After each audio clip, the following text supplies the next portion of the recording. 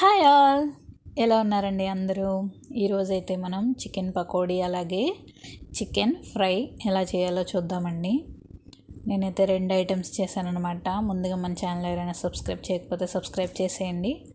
ముందుగా బాగా వాష్ చేసి పెట్టుకున్న చికెన్లో ఒక 2 టేబుల్ స్పూన్ అల్లం వెల్లుల్లి పేస్ట్ వేసుకున్నాను. అలాగే 1 టేబుల్ స్పూన్ పసుపు, అలాగే 2 table spoon or 3 table spoon కారం వేసుకోవాలి. అంటే మనం కారం తినేదాన్ని బట్టి కారం వేసుకోవాలి.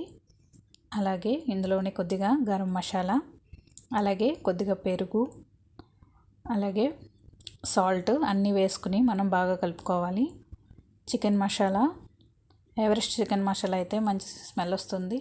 పెరుగు వేసేసుకున్న తర్వాత ఒక 4 టేబుల్ స్పూన్స్ కార్న్ఫ్లోర్ వేసుకుందాం. అలాగే హోమ్ మేడ్ అని చెప్పాను కదా, అది కూడా మసాలా వేసేసుకుందాం. ఇలా కలిపి ఒక హాఫ్ అన్ అవర్ పాటు మనం ఫ్రిడ్జ్లో పెట్టుకుంటే బాగా మ్యాగ్నెట్ అవుతుంది. మ్యాగ్నెట్ అయిన తర్వాత మనం ఇలా పకోడీ వేసేసుకోవడమే.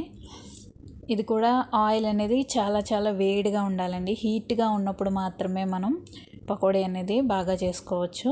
మనం అయితే బాయిలర్ వేసుకుంటే మంచిది. సో ఇలా వేసి పెట్టుకున్న తర్వాత చూసారా ఎంత బాగా పర్ఫెక్ట్గా కుక్ అయింది. చాలా చాలా టేస్ట్ చాలా బాగుంది. బయట తిన్న పకోడీలానే ఉంది. మీరు కూడా ఒకసారి ట్రై చేయండి. అలాగే ఎలా వచ్చిందో కామెంట్ సెక్షన్లో కామెంట్ చేయండి.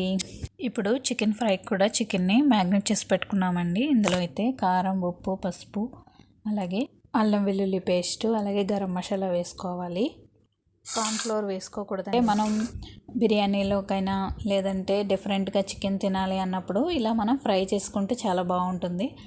ఏం లేదు, జస్ట్ ఒక 2-3 ఉల్లిపాయల్ని బాగా ఫ్రై చేసేసుకుందాం. బాగా ఫ్రై చేసిన తర్వాత మనం మ్యాగ్నేట్ చేసి పెట్టుకున్న చికెన్ని వేసేసుకోవాలి. చూసారా ఇలా ఆయిల్ పైకి వచ్చేంత వరకు కూడా బాగా ఫ్రై చేసుకుంటే అంతే, ఎంతో టేస్టీగా ఉన్న చికెన్ ఫ్రై రెడీ అయిపోతుంది. చికెన్ ఫ్రై పీస్ బిర్యానీలో చికెన్ అనేది ఇలాగే తయారు చేస్తారు. Please subscribe to my channel, comment చేయండి.